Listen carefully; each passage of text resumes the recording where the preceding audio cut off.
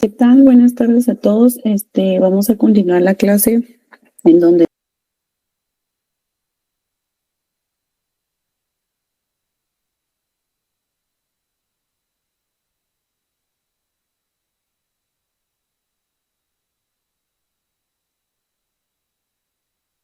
la dejamos la semana pasada.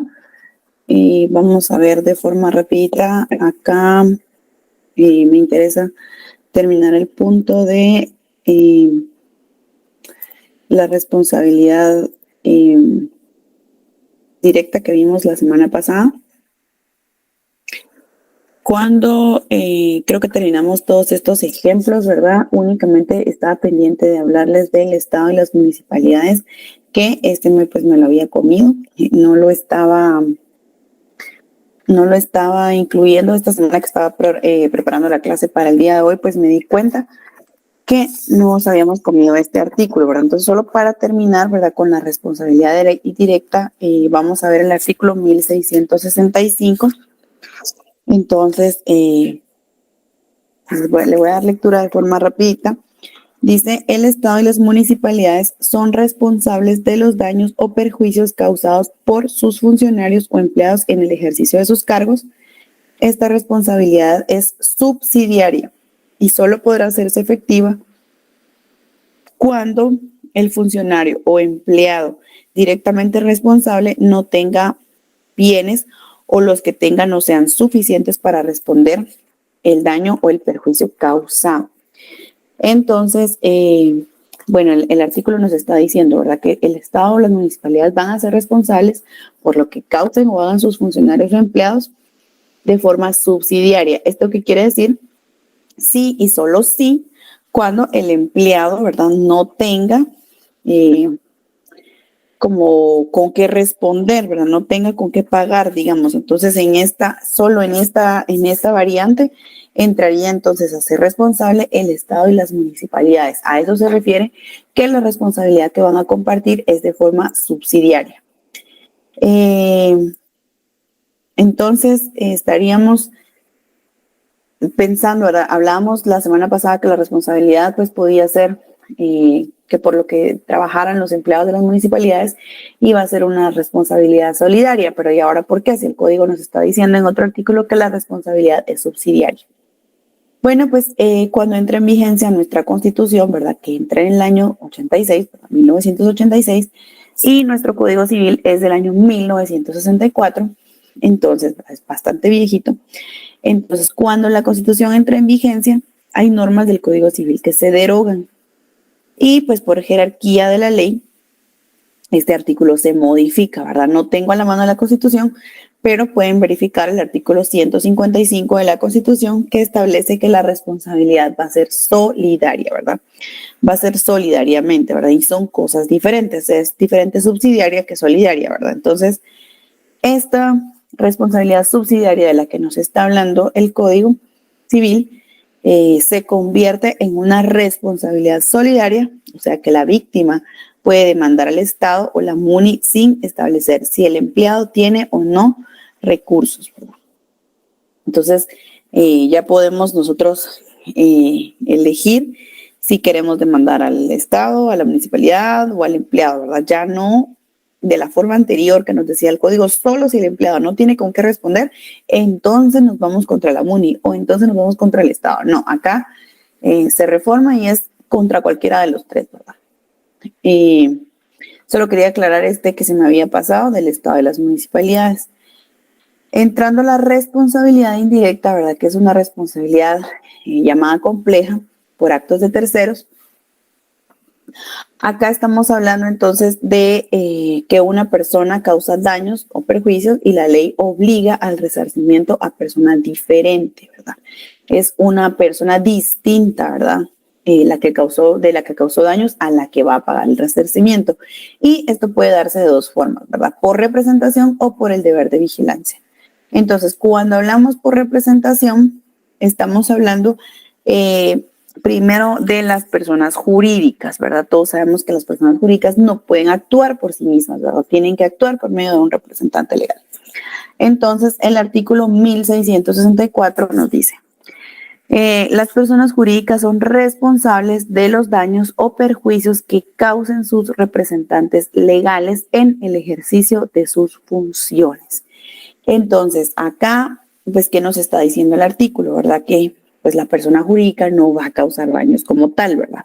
Lo va a hacer la persona que lo está representando, ¿verdad? El representante legal. Entonces, todos los daños que causa el representante legal de la persona jurídica es esta quien responde civilmente por los daños, ¿verdad? Es la persona jurídica quien va a tener que pagar esas indemnizaciones que correspondan por los daños que causó su representante legal, ¿verdad? Entonces, aquí estaríamos ante una responsabilidad indirecta que es por actuar en representación, ¿verdad? Que surge de este actuar en representación.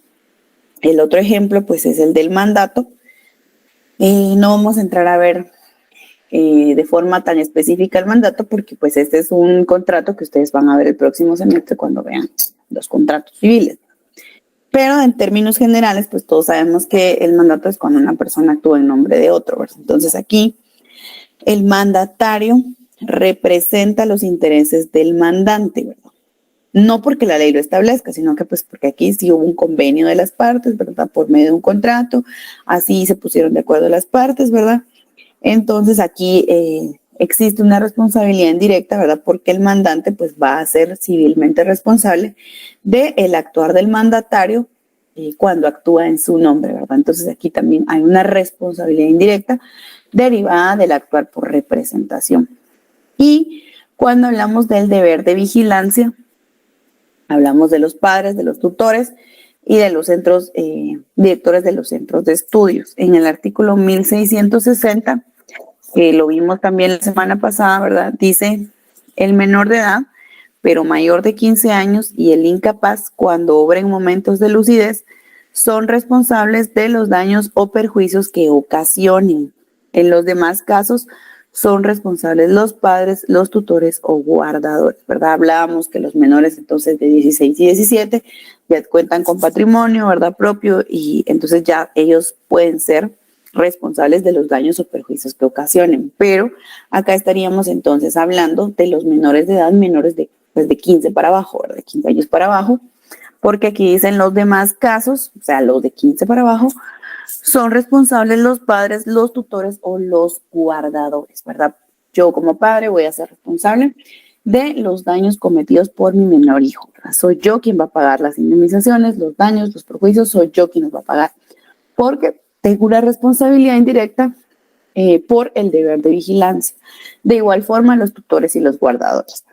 Y el artículo 1661, que habla de los centros directores de los centros de estudio. Este lo leímos la semana pasada, el artículo 1661, porque creo que me adelanté. Y acá entonces, pues normalmente como hablábamos, pensamos, ¿verdad? Que si un niño causa un daño, se llama al papá para que se haga cargo de pagar los daños que provocó el niño mientras estaba en el colegio, ¿verdad? Pero si pues vemos bien nuestro artículo, ¿verdad? Nos está diciendo que el responsable de esos daños, ¿verdad? Va a ser ¿quién? El director del colegio, porque los niños en ese momento están bajo su cuidado, ¿verdad? Entonces, y si se dan cuenta, pues no son los padres ni los maestros, ¿verdad? Porque muchas veces cuando mandan a llamar al papá para que se haga cargo de los daños, los papás dicen, no, pero si es el maestro, porque está bajo el cuidado del maestro, y el maestro no, porque usted es el papá. Y pues no es ni el maestro ni el papá, ¿verdad? Es el director de los centros de estudio quien va a tener esta responsabilidad indirecta porque se deriva de este deber de vigilancia, al igual que la responsabilidad de los jefes de taller, ¿verdad? Habla aquí también. Entonces, ahora pues tal vez muchos colegios desconocen esto, al igual que pues muchos papás, pero pues ahora ya sabemos que entonces tenemos acá nuestro artículo, ¿verdad? 1661, que nos está diciendo que serán los directores, ¿verdad? Quienes se van a hacer responsables por este deber de vigilancia. Entonces, acá terminaríamos con la responsabilidad civil.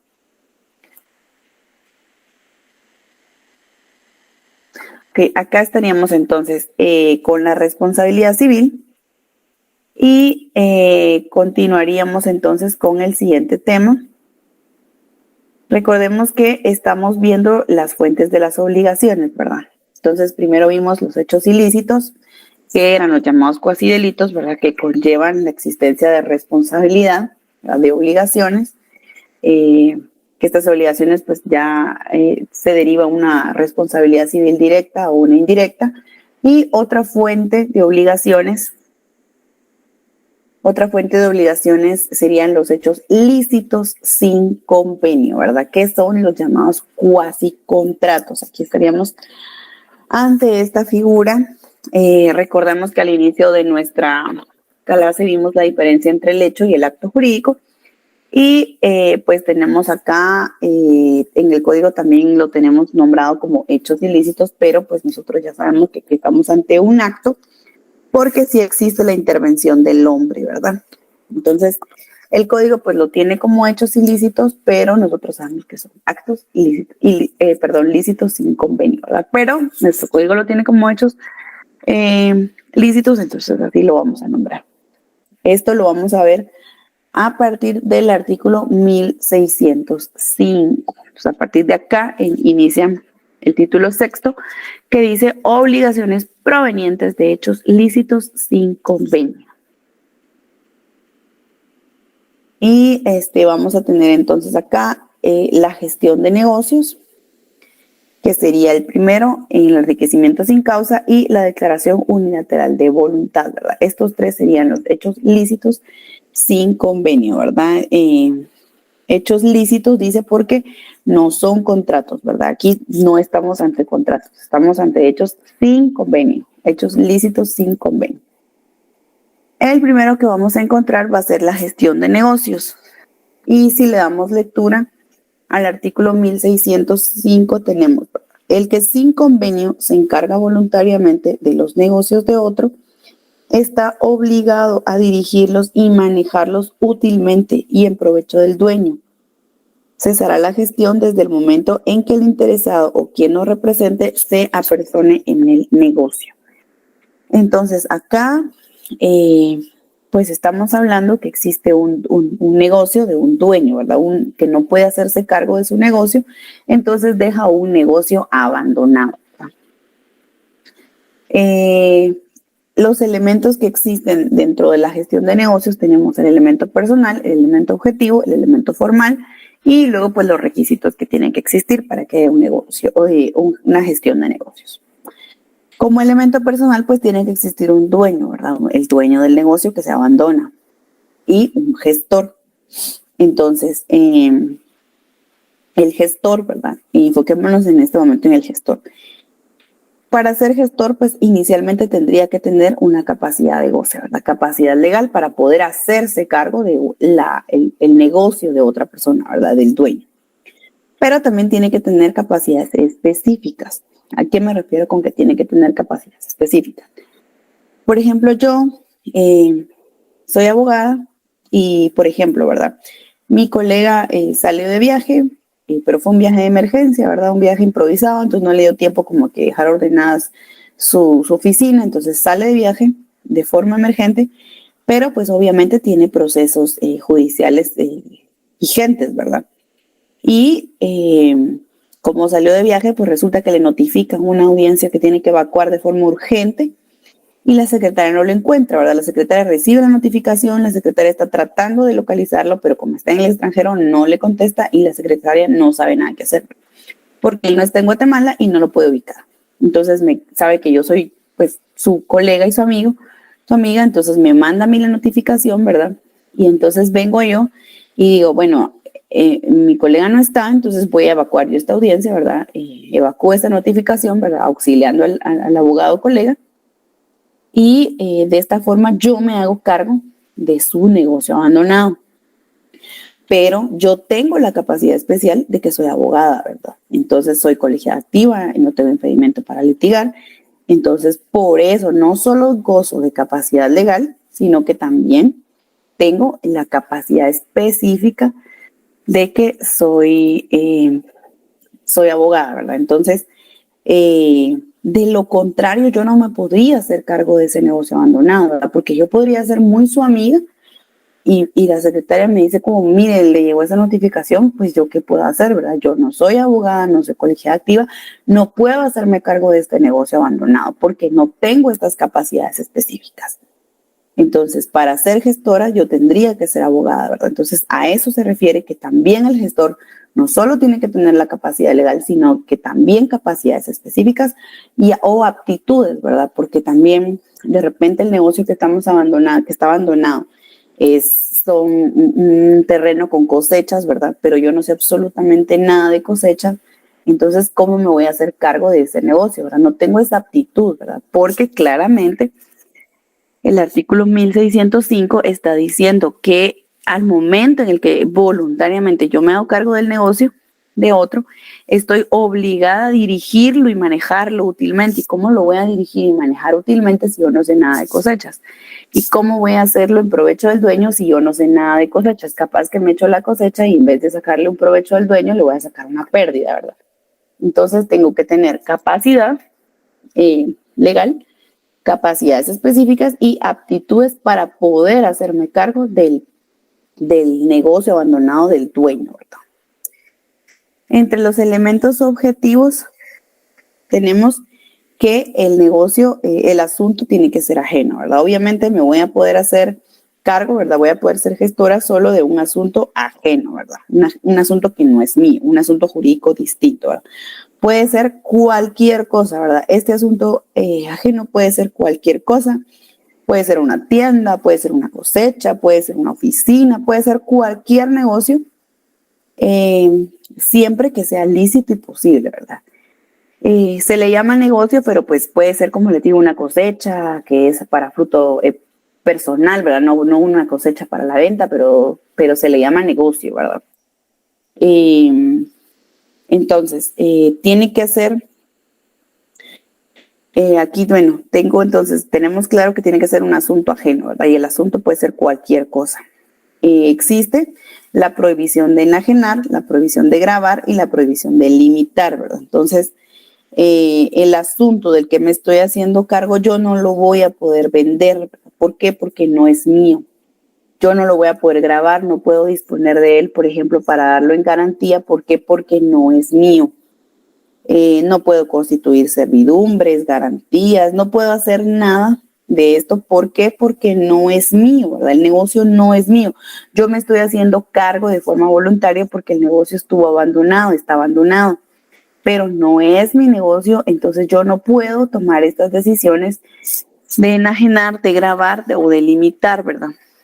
Entonces, esos serían los elementos objetivos, ¿verdad? Por ejemplo, si una plantación pues ya está lista para la cosecha y no ha regresado el dueño del negocio, ¿verdad? Sigue abandonado, entonces, pero yo no puedo venir y vender esta cosecha, ¿verdad? Porque yo no puedo disponer de esta cosecha porque no es mía, aún así se vaya a perder, ¿verdad? Yo tengo la prohibición y si yo no tengo contacto con el dueño y no me da esa autorización, entonces no lo puedo vender, ¿verdad? Claro, pero sí puedo acudir ante el juez competente para que me autorice esta venta, ¿verdad? El juez, yo le voy a exponer el caso, le voy a exponer lo que está sucediendo, que estoy actuando como gestora de negocios, ¿verdad? De este negocio abandonado, no puedo tener contacto con el dueño y es necesario que la cosecha se venda, ¿verdad? Porque si no se va a perder. Entonces, esto ya lo decidirá el juez, ¿verdad? Ya será él quien autorice, ¿verdad? Me autorice a mí como gestor la venta, ¿verdad? Pero me va a obligar a mí el juez, me va a dar como obligación que el dinero que yo recabe de esta gestión, pues que abra una cuenta en el banco y que deposite ese dinero que ingresa, ¿verdad? Y cuando ya regrese o aparezca el dueño, pues yo le tengo que entregar las cuentas, ¿verdad? Y le tengo que entregar a cabalidad ese dinero, ¿verdad? Entonces, solo de estas maneras excepcionales, pues nosotros podríamos disponer de enajenar, de vender el negocio del que nos estamos haciendo cargo, ¿verdad? ¿Por qué? Porque es un beneficio para el dueño, ¿verdad? Pero yo no voy a poder enajenar, grabar o limitar el negocio ajeno en beneficio mío, por ejemplo, ¿verdad? No puedo tener esta disposición. ¿Cuál sería el elemento formal? Estaríamos En el artículo 1606 nos dice: el gestor debe dar aviso de su gestión al dueño tan pronto como sea posible y esperar su decisión, a menos que haya peligro en la demora. Si no fuere posible dar ese aviso, el gestor debe continuar su gestión hasta que concluya el asunto. Entonces, lo primerito, ¿verdad?, que hay que hacer es dar el aviso, ¿verdad? Dar aviso, informarle al dueño, ¿verdad?, del negocio, que nos vamos a hacer cargo del negocio, ¿verdad? Que el negocio está abandonado. En el caso del ejemplo que les daba de la colega, pues yo tendría, tal vez la secretaria no lo puede localizar, pero yo sí lo puedo localizar porque pues tengo tal vez el número personal. Entonces yo le digo como: mira, tenés esta audiencia, te le evacúo, y entonces ya él, ¿verdad?, como dueño me tendría que contestar: sí, acepto que me lo evacúes, o no, yo ya tengo a alguien más que lo va a evacuar, no te preocupes. Entonces lo primero que hay que hacer es dar este aviso, ¿verdad? Este aviso no es un contrato, es únicamente como lo dice la palabra, ¿verdad? Es dar el aviso, ¿verdad?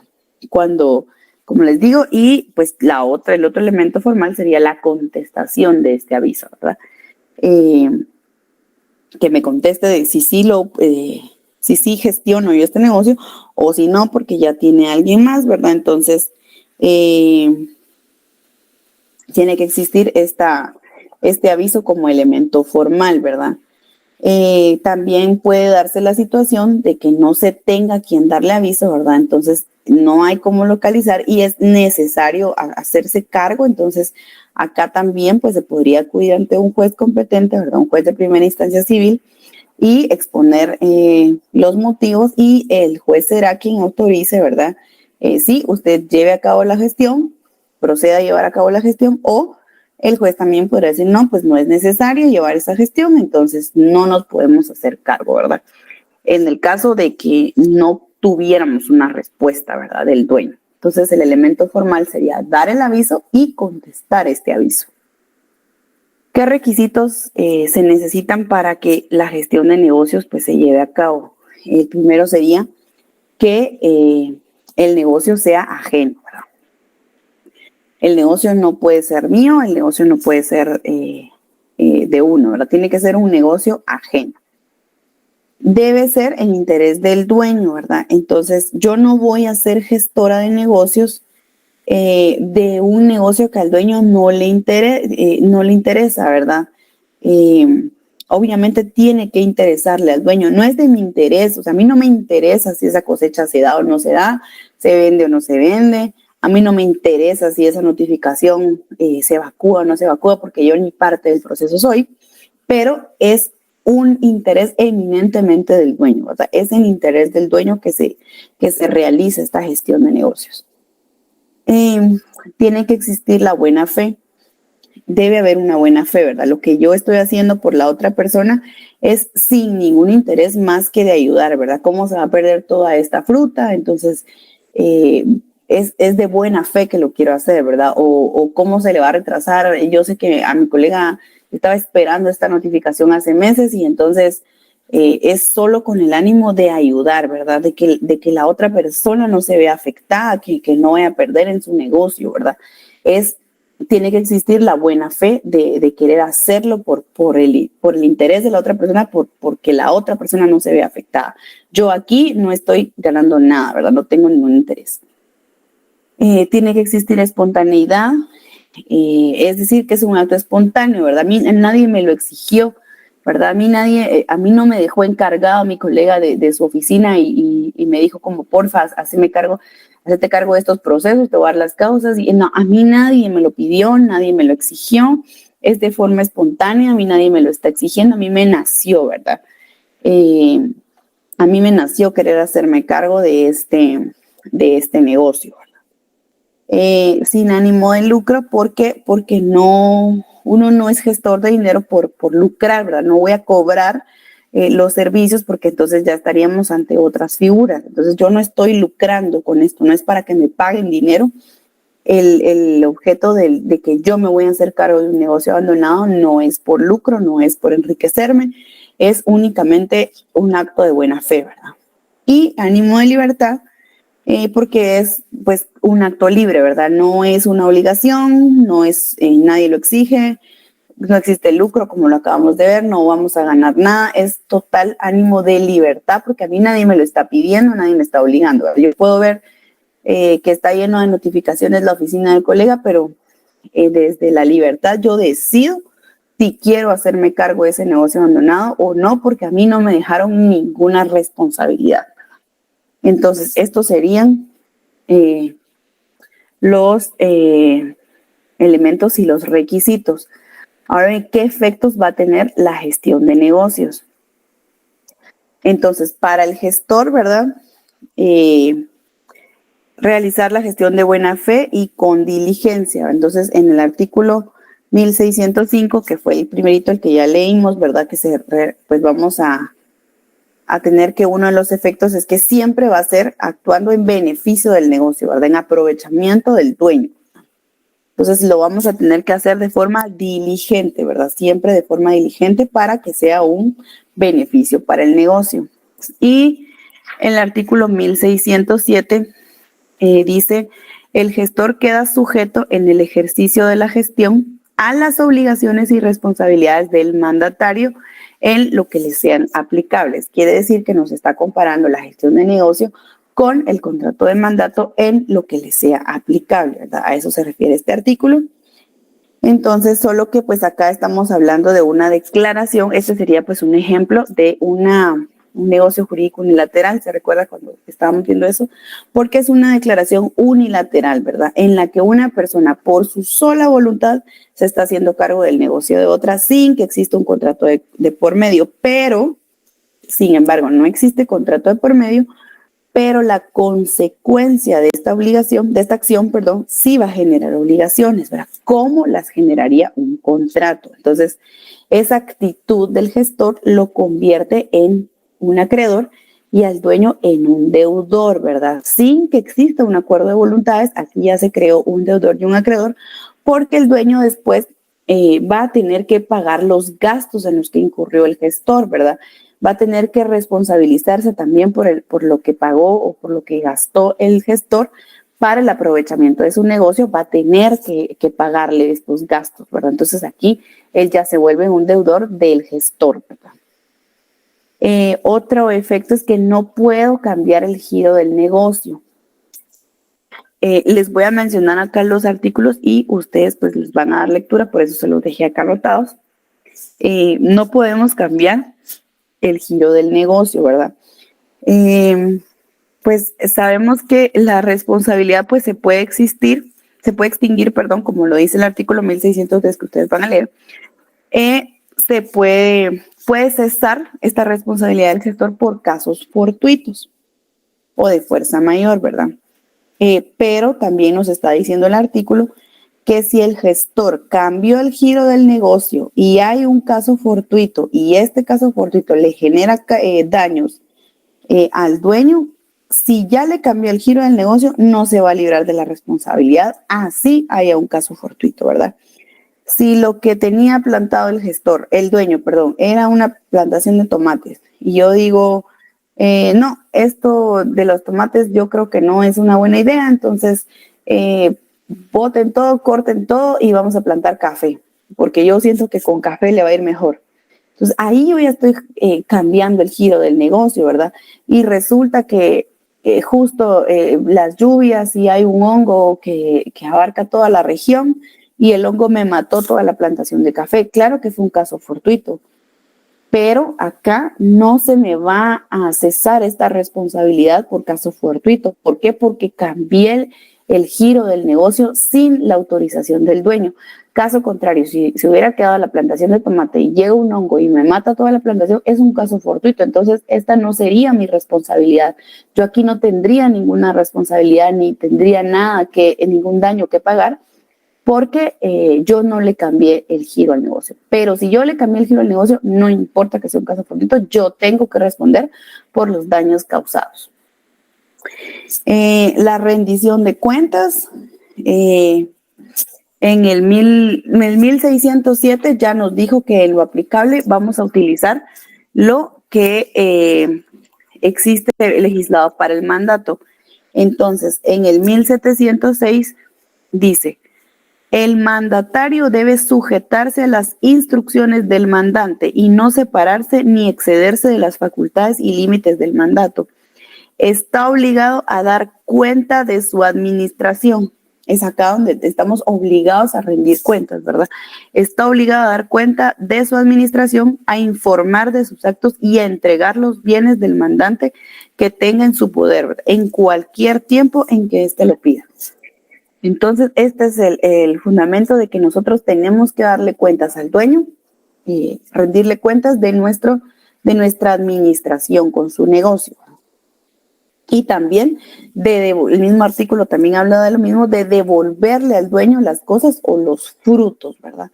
Y de lo contrario, pues, si no, pues tendríamos que resarcir en daños y perjuicios. Estos son los efectos de una gestión de negocios para el gestor.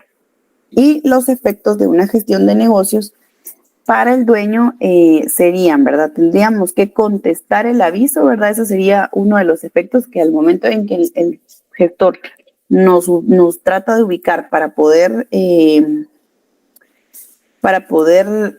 darnos un aviso de que el negocio está abandonado y sin me hago cargo, pues yo tengo como dueño que contestar ese aviso, ¿verdad? Diciéndole, sí, te puedes hacer cargo, mira, no, porque yo tengo a alguien más.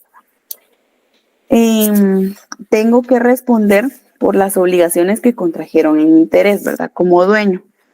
El artículo 1612, 11 y 12, dice, la ratificación de la gestión por parte del dueño produce los efectos del mandato expreso y opera retroactivamente. Y el 12 dice, aunque no hubiese ratificado expresamente la gestión ajena, el dueño de los bienes o negocios que aproveche las ventajas de la misma será responsable de las obligaciones contraídas en su interés e indemnizará al gestor de los gastos necesarios y útiles que hubiese hecho y los perjuicios que hubiera sufrido en el desempeño de la gestión. Entonces, también va a responder por estas obligaciones contraídas en su interés, ¿verdad? De lo que él está sacando, pues también frutos.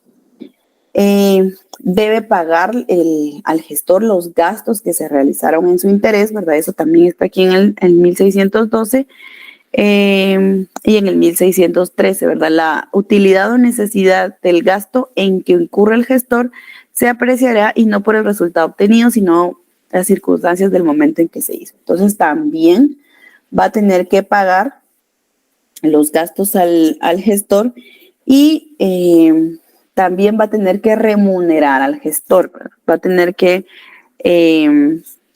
pagarle una remuneración al gestor. Entonces, como vemos, no es que se haya creado un contrato, nunca hubo un mandato, por ejemplo, no hubo un contrato de las partes, ¿verdad?, para que se crearan estas obligaciones, sino que fue un acto, pues, de libertad, de espontaneidad, de buena fe.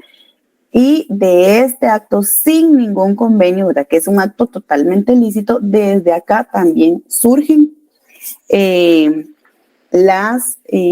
surgen obligaciones tanto para el gestor como para el dueño, ¿verdad? Uno se puede convertir en deudor del otro y el otro pues en un acreedor del otro entre sí.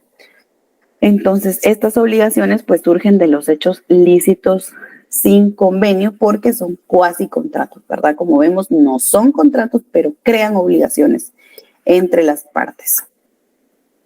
Entonces, creo que lo vamos a dejar ahí porque esto pues sí quiero que lo platiquemos en la clase próxima. Los artículos de la gestión de negocios están desde el 1605 al 1615, ¿verdad? Si tuvieran pues alguna duda, me la preguntan y la próxima semana entonces pues ya las vamos a responder. Y vamos a continuar, no, el día jueves, el día jueves, yo espero que todavía tengan clases el jueves. Y si dicen que no hay clases, nosotros sí vamos a tener clase porque necesitamos terminar de ver el tema de por lo menos terminar las obligaciones, las fuentes de las obligaciones. Entonces nos vamos a quedar acá. Que tengan una feliz tarde.